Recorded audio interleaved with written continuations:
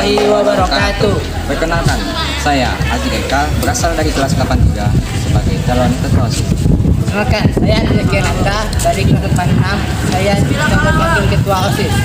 Kami dari paslon nomor urut 4.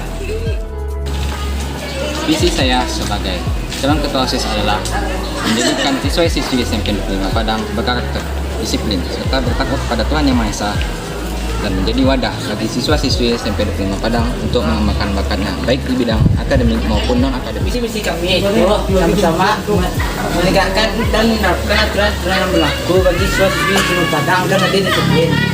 Dan yang kedua, memperbanyak prestasi-prestasi bagi siswa-siswi SMP 5 Padang dengan cara mengadakan lomba-lomba sesuai minat dan bakat mereka masing-masing. Dan inilah prestasi-prestasi yang telah dicapai oleh siswa-siswi SMP 5 Padang.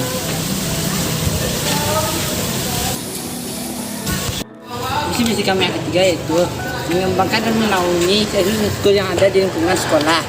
Dan yang keempat, mengadakan kegiatan-kegiatan keagamaan dan sosial di lingkungan SMP Negeri 25 Padang.